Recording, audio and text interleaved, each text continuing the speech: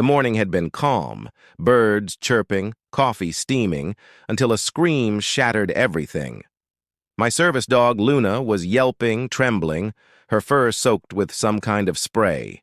Standing above her was the HOA president, Karen, clutching a can of pepper spray, yelling something about violations and dogs not allowed on the lawn. For a moment, I couldn't even move. But when the police arrived, everything flipped.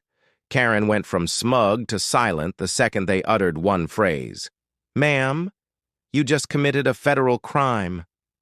I moved into that quiet cul-de-sac to heal, both physically and mentally. After a car accident left me partially disabled, my golden retriever Luna became more than just a companion. She was my mobility service dog, trained to help me with balance and alertness. Together, we found a small home that felt peaceful, a place to start again. The neighborhood was managed by an HOA that promised order and harmony. At first, I didn't think much of it. The lawns were neat, the mailboxes polished, and the residents waved politely. It was the kind of place that seemed safe, until you learned how thin that politeness really was.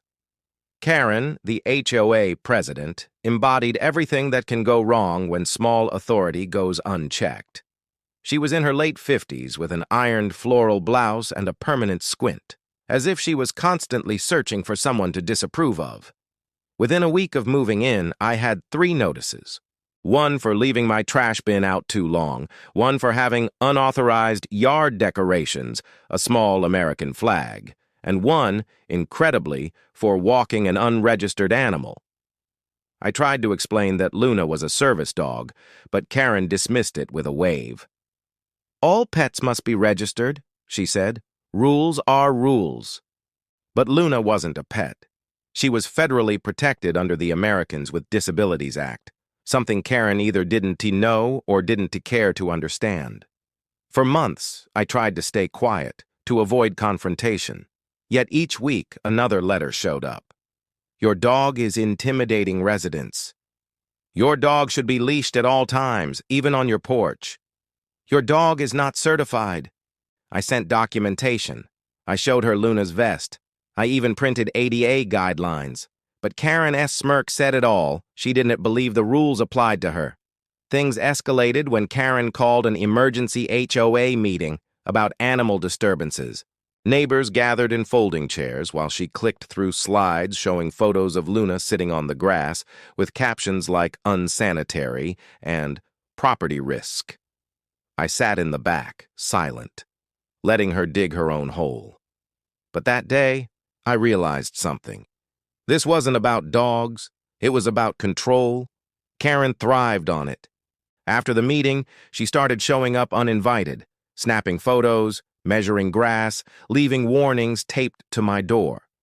She even sent an email claiming Luna's presence violated HOA insurance. Then came the threats.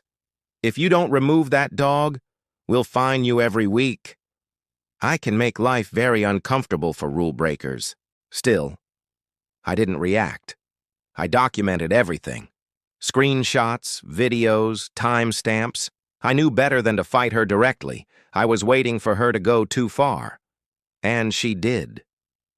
One afternoon, I was walking Luna near the community garden when Karen stormed toward us, shouting that dogs weren't allowed on shared property.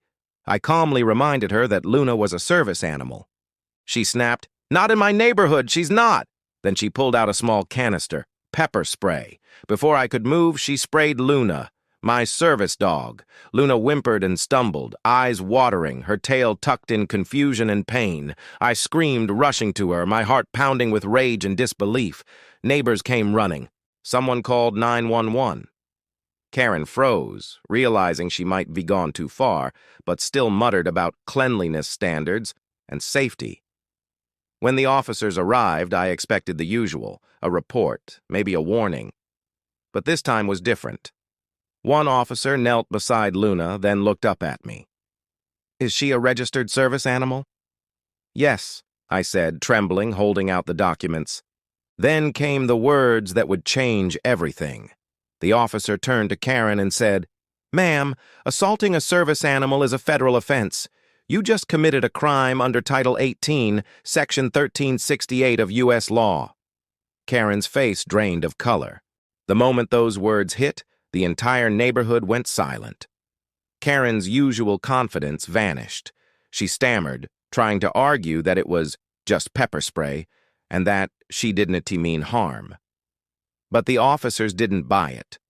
They questioned witnesses, took photos, and asked for the security footage from the nearby garden camera. Every second worked against her. The evidence was undeniable.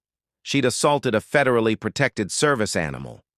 While paramedics rinsed Luna's eyes, one officer read Karen her rights.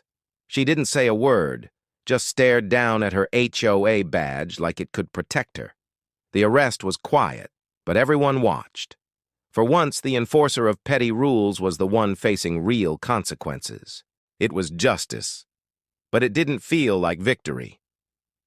Luna's eyes were red, her body trembling. I knelt beside her, whispering softly until her breathing steadied. The following days were a blur of reports, interviews, and updates. Animal protection groups reached out, neighbors apologized, and even the HOA board distanced themselves from Karen. She acted independently, they said. Of course they did. But I didn't care about their damage control. All I wanted was Luna to heal, and for people to understand that service dog isn't just a title. It's a lifeline. Karen was charged with assaulting a service animal, a federal crime carrying fines and potential jail time. She lost her position as HOA president, was banned from board meetings, and moved out within months. The neighborhood changed.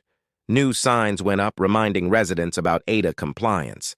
A few neighbors even started volunteering with local service dog training programs. As for Luna, she recovered. But for weeks, she flinched at spray bottles or loud voices. It broke my heart, seeing the gentle dog who once comforted me now needing comfort herself. Still, we kept walking. Through the same garden, the same streets. Every step was a quiet reminder that standing up to injustice isn't always loud or vengeful. Sometimes it's just steady and patient. The HOA eventually sent me a formal apology. I framed it, not out of pride, but as proof that some battles are worth fighting. People think HOA drama is about lawns and fences. But it's really about power, who thinks they have it and who refuses to be bullied by it.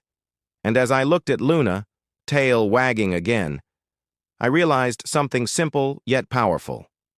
Some people see rules as weapons, others see them as protection. The difference is empathy, and that's something no HOA can regulate. So, if you ever face a Karen who hides behind authority, remember, patience and truth might move slower than anger, but they always arrive stronger.